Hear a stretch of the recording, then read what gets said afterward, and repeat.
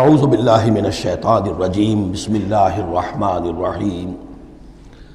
وَكَأَيٍّ مِّنْ آیَةٍ فِي السَّمَاوَاتِ وَالْأَرْضِ يَمُرُّونَ عَلَيْهَا وَهُمْ عَنْهَا مُعْرِضُونَ، اور کتنی ہی نشانیاں ہیں آسمانوں میں اور زمین میں جن پر سے یہ گزرتے رہتے ہیں لیکن اعراض کرتے ہیں، ان کی طرف توجہ نہیں کرتے، غور نہیں کرتے، ان سے سبق حاصل نہیں کرتے۔ وَمَا يُؤْمِنُ أَكْثَرُهُمْ بِاللَّهِ إِلَّا وَهُمْ مُشْرِكُونَ، ان کی عظیم اکثریت اللہ پر ایمان نہیں رکھتی یا نہیں لاتی مگر کسی نہ کسی نوع کے شرک میں بھی ملوث رہتی ہے۔ یہ معاملہ جو مشرکین ہیں ان کے لیے تو بالکل واضح ہے، جیسا کہ میں نے بارہا بیان کیا ہے کہ ایک بڑے خدا کو تو سب مانتے تھے، ایک بڑا اللہ، اس کے ساتھ آلہہ، کیپٹل جی والا گاڈ ایک، باقی گاڈز اینڈ گاڈسز بے شمار، مہادیو ایک، باقی دیویاں دیوتا بے شمار۔ لیکن جو لوگ اپنے آپ کو موحد سمجھتے ہیں اور اپنے خیال میں وہ امکانی حد تک موحد ہوتے بھی ہیں، بسا اوقات غیر شعوری طور پر وہ بھی کسی نہ کسی نوع کے شرک میں ملوث ہو جاتے ہیں، جس کے لیے بڑی گہری بصیرت کی ضرورت ہے کہ شرک کن کن صورتوں کو اختیار کر سکتا ہے، اس کا صحیح تصور اور صحیح شعور اور ادراک انسان کو ہو جائے۔ افامنوا ان تاتیہم غاشیۃ من عذاب اللہ، کیا وہ نچنت ہیں، اس سے بے خوف ہو چکے ہیں اس سے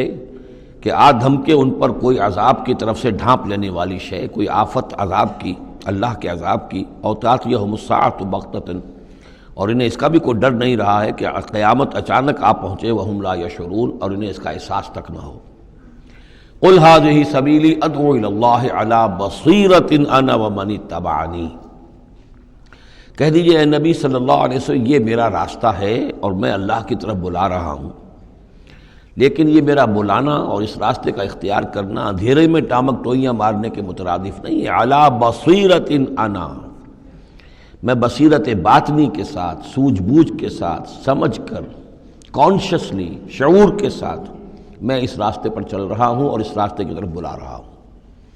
اور جہاں تک تو حضور کا معاملہ ہے وہ تو بات بالکل واضح ہے کہ پورے شعور کے ساتھ، ادراک کے ساتھ، یقین کے ساتھ، بصیرت باطنی کے ساتھ، ظاہر بات ہے کہ آپ اللہ پر ایمان بھی رکھتے تھے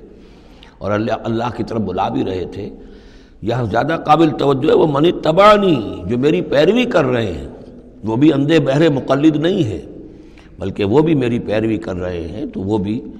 علی بصیرت، سمجھ کر، شعور کے ساتھ۔ آج کے دور میں سب سے زیادہ بڑھ کر جس ایمان کی ضرورت ہے وہ ایمان وہ ہے کہ جو شعور کے ساتھ ایمان، اس لیے کہ ایک عقیدے کے درجے میں یقین، ایک جسے ہم کہہ دیں کہ بلائنڈ فیتھ، وہ بھی اپنی جگہ پر بہت قیمتی شے ہے۔ بلائنڈ فیتھ بھی اگر ہے، یقین ہے اللہ پر اور آخرت پر اور رسالت پر، تو بڑی قیمتی شے ہے۔ وہ بلائنڈ فیتھ بھی جو ہے انسان کی شخصیت کو بدل کر رکھ دے گا، اس کی زندگی کا نقشہ بدل دے گا، اس کی ویلیوز کو بدل دے گا۔ لیکن یہ کہ جس چیز کی زیادہ ضرورت ہے خصوصاً اس دور میں، اور کسی انقلابی دعوت کے لیے جو نظام کو بدلنا چاہیں، صرف افراد کو نہ بدلنا چاہیں، نظام کو بدلنا چاہیں، تو چونکہ نظام کے اوپر جو لوگ زیادہ باشعور ہوتے ہیں ان کا تسلط ہوتا ہے، انٹیلیجنسیا اس کے اوپر قابو یافتہ ہوتا ہے،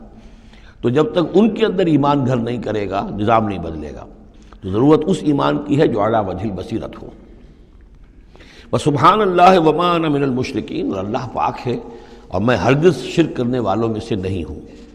وما ارسلنا من قبلک الا رجالا نوحی الیہم من اہل القری، اور اے نبی صلی اللہ علیہ وسلم، ہم نہیں بھیجا ہم نے آپ سے پہلے مگر یہ کہ مردوں کو ہم بھیجتے رہے جن کی طرف ہماری وحی آتی تھی، بستیوں والوں میں سے جو بھی رسول بھیجے، نبی بھیجے، وہ سب مرد ہی تھے، انسان تھے۔ افلم یسیروا فی الارض، تو کیا یہ لوگ زمین میں گھومتے پھرتے نہیں ہیں؟ فینظروا کیف کان عاقبۃ الذین من قبلہم، کہ پھر وہ دیکھتے، غور کرتے، عبرت پکڑتے کہ کیا انجام ہوا ان کا جو ان سے پہلے تھے۔ اشارہ انہی اقوام کی طرف ہے۔ وَلَدَارُ الْآخِرَةُ خَيْرٌ لِلَّذِينَ اتَّقَوْا فَلَا تَعْقِلُونَ، اور یقیناً آخرت کا گھر تو بہتر ہے انہی لوگوں کے لیے جو تقوی کی روش اختیار کریں، تو کیا تم عقل سے کام نہیں لیتے؟ حتی اذا استیأس الرسل وظنوا انہم قد کذبوا جاءہم نصرنا، یہ آیت بھی مشکلات القرآن میں سے ہے، اس کی بہت سی آراء ہیں، لیکن جو توجیہ میرے نزدیک صحیح ہے وہ میں آپ کے سامنے رکھ رہا ہوں۔ حتی اذا استیأس الرسل، یہاں تک کہ جب رسول مایوس ہو جاتے ہیں۔ مایوس کس بات سے ہو جاتے ہیں؟ کہ اب یہ لوگ ایمان لانے والے نہیں ہیں، جن کے دلوں میں کچھ نہ کچھ فطرت سلیمہ موجود تھی، ابھی ان کی فطرت بالکل بگڑی نہیں تھے، وہ ایمان لا چکے ہیں۔ یعنی اب جو ہم نے بلو چکے ہیں اس کو، اس چاٹی میں سے اب مکھن نکل چکا ہے، اب آگے کوئی اور مکھن نکلنے والا نہیں۔ وَظَنُّوا أَنَّهُمْ قَدْ كُذِبُوا، اور لوگ یہ سمجھ بیٹھتے ہیں، انہیں یہ گمان ہوتا ہے کہ انہیں سب جھوٹے ہی وعدے کیے گئے تھے کہ عذاب آئے گا۔ وہ جو قوم ہے وہ تو بہت ہی زیادہ لاؤبالی ہو جاتی ہے کہ 12 برس ہو گئے محمد کو کہتے ہوئے عذاب عذاب عذاب عذاب، عذاب تو نہیں آیا، یہ سب دھونس تھی، صرف یہ کہ ہمیں ڈراوا دینا مقصود تھا۔